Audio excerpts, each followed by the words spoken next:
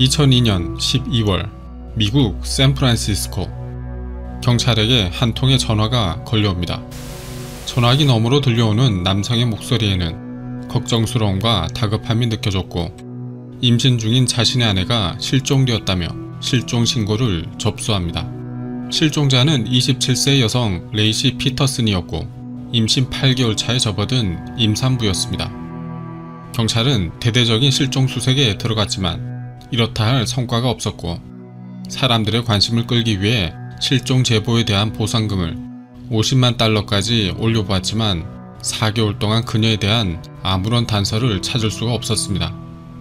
진척이 없던 경찰의 수색에 지친 실종자 레이시의 시어머니 제클린은 사이코메트리 능력으로 널리 알려진 노린 레니아를 찾아가 며느리를 찾아달라고 의뢰합니다.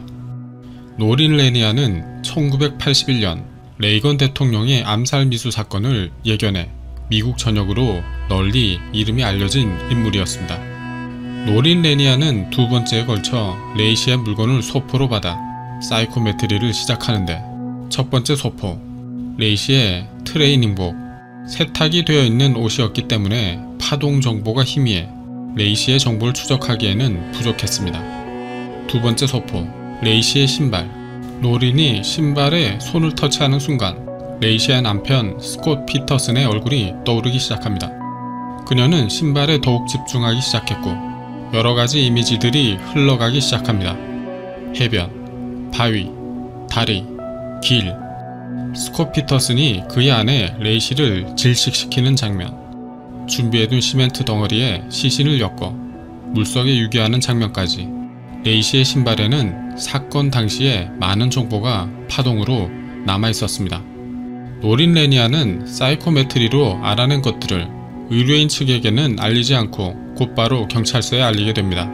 경찰은 노린 레니아가 제공한 정보를 토대로 수사를 진행하게 되고 2003년 4월 미국 샌프란시스코 해변에서 레이시의 시체를 발견하게 됩니다. 이 사건 외에도 노린 레니아는 FBI에 협력하며 약 400건의 미제 사건을 해결한 대표적인 사이코메트리 능력자로 알려져 있습니다. 사이코메트리란 그리스어의 혼이란 뜻의 사이키와 측정이란 의미의 메트론이 합쳐진 단어입니다. 미국이 남북전쟁을 하고 있던 시절 지질학자였던 덴튼 박사는 특이한 현상을 목격하게 되는데 자신의 누이가 지질학 교본으로 쓰이던 돌을 이마에 대면 그 물체와 관련된 과거 이미지가 떠오른다며 이야기를 하기 시작했던 것이었죠. 이때 덴튼 박사는 이러한 능력을 설명하기 위해 연구했고 그 연구 결과를 사물의 혼이라는 책으로 출간하게 되는데 이 책에는 정신집중을 통해 물건에 관련된 과거를 읽어내는 힘을 지칭하는 단어로 사이코메트리란 단어가 처음 사용되게 되었습니다.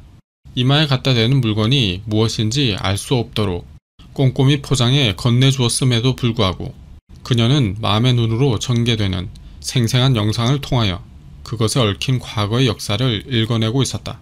사이코메트리 능력자는 무언가 물질에 새겨진 어떤 지워지지 않는 기억을 감지해내는 것이 분명하다. 그 후에는 미국의 과학자 버캐넌이 인간의 기억도 냄새처럼 주위의 사물에 남을 수 있다는 초심리학적 가설을 구체화하면서 사이코메트리란 의미가 세상에 알려지게 됩니다. 1941년 네덜란드 헤이그의 공사 현장 4층 건물의 외장 공사를 하던 피터 호코스는 사다리에서 떨어져 머리를 크게 다치게 됩니다. 그 사고 이후로 그는 전에 없던 특별한 능력이 생기게 되었는데 사람이나 물건과 접촉하면 이미지가 떠오르는 증상이 나타나기 시작한 것이었습니다. 사이코메트리였죠. 그는 갑작스럽게 자신에게 생긴 이 능력으로 인해서 상당히 괴로운 시간을 보내게 됩니다. 미국의 퓨 하릭이라는 초현상 연구가를 만나게 되면서 자신의 능력이 무엇인지 알게 되었고 그 능력을 활용하게 되었죠. 1960년대 미국 사회를 떠들썩하게 만든 사건이 발생합니다.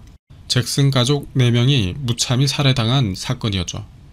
성인 남자와 18개월의 아기는 웅덩이에서 발견되었고 성인 여성과 5살의 여자아이는 숲속에서 매장된 상태로 발견되었습니다. 경찰은 이 끔찍한 사건의 실마리를 찾지 못하고 오랜 시간 전전긍긍하고 있던 중에 사이코메트의 능력을 지닌 호코스가 살인사건 수사에 참여하게 됩니다. 호코스는 가장 먼저 잭슨 가족이 묻혀있는 공동묘지로 찾아가 피해자들의 물건에 손을 대어 보는데 가족들이 발견된 상태부터 어떻게 살해당했는지 그리고 살인자의 모습까지 떠올리기 시작했고 그 이미지들을 경찰에게 이야기합니다. 6피트가 넘어 보이는 큰 키, 왼손잡이, 한쪽 팔에 문신이 있고 그의 팔은 정상인의 팔보다 길며 오리처럼 걷는 사람이다. 경찰은 호코스의 말에 깜짝 놀라게 됩니다. 그의 말은 모두 사건 정황과 일치하고 있었고 무엇보다 호코스가 묘사한 범인의 모습은 용의자를 목격한 목격자들의 증언과 똑같았기 때문이었습니다. 하지만 이것은 끝이 아니었고 호코스는 이런 말을 더 이어갑니다. 2주 안에 사건은 해결될 것이고 체포된 범인은 9건의 살인사건으로 고발당하게 될 것입니다. 라는 예언 같은 말까지 남기게 되죠. 경찰은 내친 김에 잭슨 가족 사건 외에 또 다른 미해결 사건, 마가렛 해롤드 성폭행 살인사건을 호코스에게 의뢰합니다. 호코스는 사건 현장에 남아 있었던 피해자의 치마 조각으로 사이코메트리를 하기 시작했는데 그가 본 것은 놀랍게도 잭슨 가족 살해 사건의 범인과 같은 사람이 떠오르는 것이었습니다. 호코스는 두 사건이 동일범의 소행이라는 것을 확신하게 되었고 범인의 위치까지 알아내 그를 체포하게 되죠. 경찰들도 유력하게 생각했던 용의자였기 때문에 호코스의 특별한 능력에 또 한 번 놀라게 됩니다. 체포된 범인도 자신이 살인을 저질렀다는 것을 순순히 인정했고 사건은 그렇게 풀리는 듯 했지만 그는 잭슨 가족 사건과 마가렛 해롤드 사건에 대해서는 자신의 범행이 아니라며 강력하게 부인하고 있었고 조사 결과 그의 주장이 사실로 드러났고 사건은 또다시 미궁으로 빠져들게 되죠. 호코스는 엉뚱한 사람을 범인으로 지목한 탓에 사회적으로 많은 조롱을 받게 됩니다. 시간이 흐르고 실제 범인인 멜빈 리스라는 자가 체포됩니다. 조사 과정에서 잭슨 가족 살인 사건과 마가렛 해롤드 사건 외에도 4명의 소녀들을 살해한 추가 범행도 드러났으며 감옥에서 복역 중 기자와의 인터뷰에서 2건의 살인 사건을 추가로 인정하기도 하면서 호코스가 말한 추가 범행에 관한 예언은 어느 정도 적중하게 되었습니다. 호코스는 범인 지목에 실패했지만 그가 사이코메트리한 전체적인 내용들은 대부분 일치했다는 것은 놀랄만한 일이었습니다. 사이코메트리라는 능력.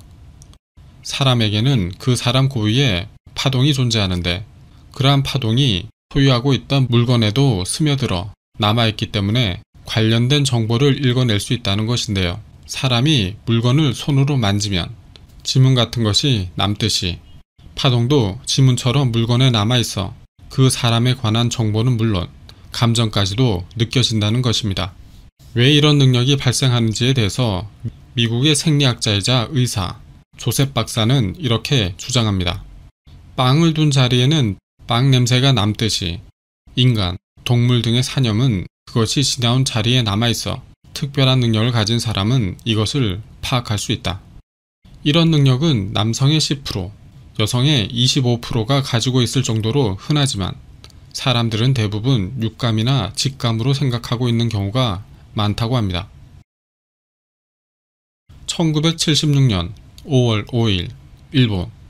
많은 사람들이 TV 앞에 숨을 죽이며 TV 프로그램을 시청하고 있습니다. 당시 아사히 TV에서 방영한 이 프로그램 수요 스페셜의 시청률은 무려 30.5%를 기록할 정도로 일본 열도를 뜨겁게 달구고 있었는데요.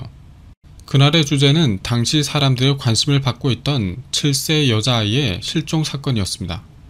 경찰은 아이가 사라졌을 것으로 추정되는 일대를 수색했지만 아무런 흔적을 찾을 수 없었고 사건은 점차 미궁으로 빠져들고 있어 사람들의 주목을 받던 시기이기도 했지만 사람들이 TV 앞을 떠나지 못하고 흥분한 것은 사이코메트리 초능력자인 크로이셋이 출연했기 때문이었습니다.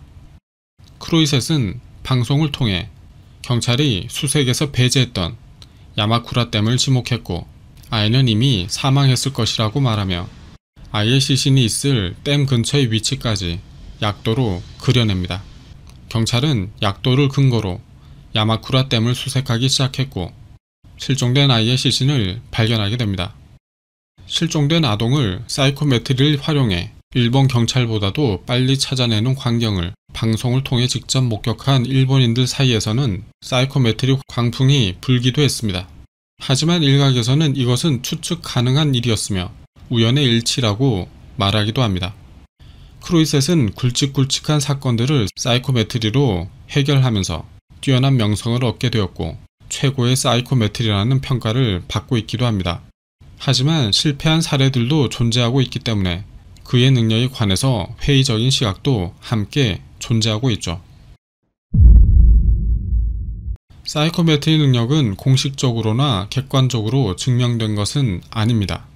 활발한 활동을 이어가고 있는 노릴레니아도 그녀의 능력을 의심하는 증거만 찾아올리는 홈페이지가 있을 정도로 따가운 비판에 시달리고 있기도 하며 1959년 MIT에서 피터 호코스에 대한 사이코메트리 능력을 검증하기 위해 실험을 시행했지만 결과는 매우 부정적으로 나온 사례도 있으며 초능력 사냥꾼으로 널리 알려진 마술사 제임스 랜디는 사이코메트리 능력이 있다고 주장하는 사람들이 많았지만 자신의 능력을 증명한 경우는 없었으며 그들이 사용하는 것은 마술사들도 사용하는 일종의 추리 같은 기술이며 사이코메트리 같은 초능력은 없다고 결론지었습니다. 로스앤젤리스 경찰 행동과학과에서는 초능력자, 대학생, 현직 수사관을 대상으로 사이코메트리에 관련된 실험을 했지만 대상자 모두 큰 차이가 없다는 결과가 나오기도 했으며 런던 경시청은 초능력자의 수사 협력에 관해서 공식적으로 부인하는 발표를 하기도 했습니다. 로스앤젤레스 경찰은 사이코메트리 능력자들의 말을 듣기는 하겠지만 그들이 제공하는 정보는 시간 낭비일 것이라며 강하게 일축하기도 했죠. 하지만 직간접적으로 사이코메트리 능력을 활용해 해결한 사건들은 실제로 많이 존재하고 있으며 그들의 능력을 평범한 추리나 우연의 일치로만 단정하기에는 상당한 정확도를 보이는 것 또한 사실입니다. 오늘의 믿기 좋은 이야기 여기까지입니다.